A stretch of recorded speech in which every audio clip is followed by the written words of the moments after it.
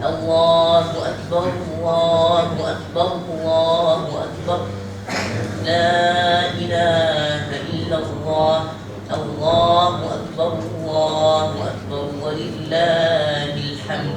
Ранок у Київській мечеті Духовного управління мусульман Криму починається зі слів возвеличення Аллаха. Далі чоловіки, ставши пліч-опліч у рівні ряди, починають святковий намаз – поклоніння Всевишньому. Аллаху Акбар! Аллаху Акбар!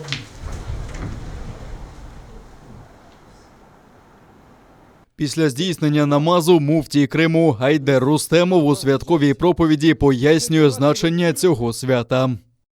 Сегодняшний день – это самый лучший день пред Аллахом Субхану ва Тааля во всем году. Самый лучший день, поскольку этот день является кульминацией благих намерений, кульминацией благих поступков, которые мусульмане начали совершать, соревноваясь друг с другом, начиная с первых дней Зуль-Хиджа.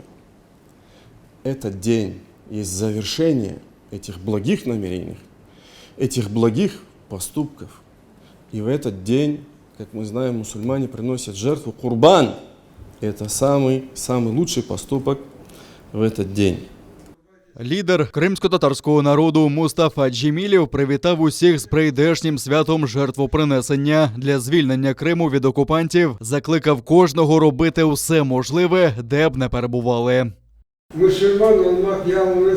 Бути мусульманином – це не лише поклоніння Аллаху, піст та жертвопринесення. Звісно ж, ми знаємо, що це обов'язкові обряди. Є слова Всевишнього, де він каже: «О мій рабе, якщо ти бажаєш виконання своїх бажань, працюй у цій царині, тоді я тобі допоможу». Якщо ми лише будемо молитися і нічого не робити, дивлячись на небеса, будемо лише просити, наші бажання не втіляться.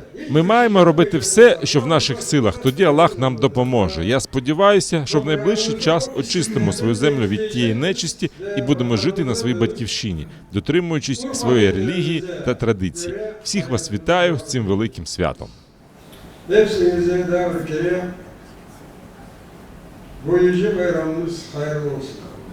З посмішками на обличчях, з відкритими обіймами мусульмани вітають один одного зі святом Курбана. У дворі мечеті святкова кава.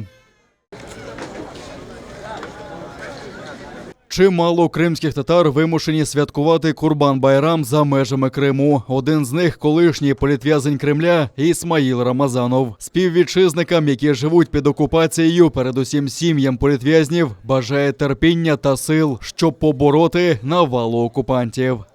На жаль, так склалося, що більшість з нас далеко від своєї батьківщини, але не дивлячись на це, ми хочемо привітати всіх наших співвітчизників, співгромадян зі святом Курбан-Байрам. Хочу, щоб ваші молитви, ваші курбани прийняв Всевишній і щоб ваша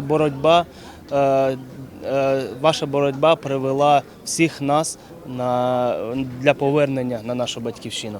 У перші 10 днів місяця Зуль-Хіджа мусульмани здійснюють паломництво до священних для мусульман Мекки та Медіни. Однак цього року через обмеження, пов'язані з пандемією коронавірусу, Саудівська Аравія обмежила в'їзд паломникам з інших країн, допустивши лише тих, які були на території країни. Курбан – це наближення до Аллаха. У святкові дні мусульмани, які живуть в достатку, зобов'язані принести в жертву тварину. Як колись пророк Ібрагім був готовий принести в жертву свого довгоочікуваного сина Ісмаїла по велінню Аллаха.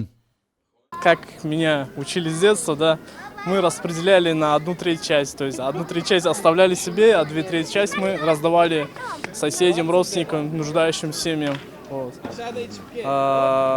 И этот великий праздник, то есть мусульмане обязаны праздновать по максимальному. То есть они должны, если есть возможность, сделать жертвоприношение, потому что в этом году, то есть это единственный день Курбан-Байрам, потому что мы можем купить себе телефоны, можем менять машины, можем, на другие бытовые вещи, да, нужды использовать. А на баран мы обязаны, найти. Халед Хамед з Алжиру в Україні навчається на лікаря. На святковий намаз прийшов зі студентами-співвітчизниками. Вже кілька років поспіль свято жертвопринесення він зустрічає далеко від батьківщини. Розповідає про атмосферу свята в Алжирі і як там роблять обряд жертвопринесення.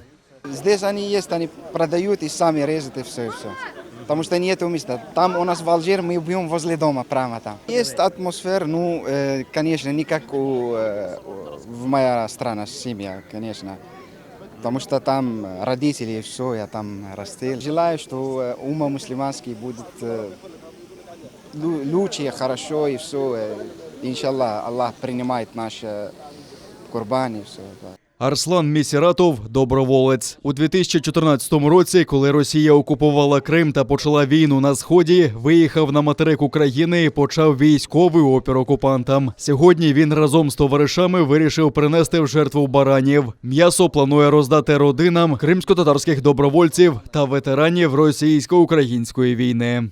Возьмем сейчас 3 баранов, иншаллах, и будем праздновать, раздадим нашим ребятам-атошникам мясо, тем, кто остался без кормильцев. Сейчас будем резать и раздавать мясо. Желаю всем нашим братьям, сестрам, которые в Крыму, чтобы они держались. Иншаллах, все будет хорошо. Вернемся и уже в свободном Крыму будем радоваться, будем танцевать, будем делать свободные праздники. Иншаллах, все будет хорошо у нас. Курбан-Байрам за традицією відзначають 4 дні. Мусульмани в ці дні повинні відкласти термінові справи, роздати м'ясо жертовної тварини нужденним, відвідати родичів та знайомих, дарувати подарунки дітям та створювати святкову атмосферу.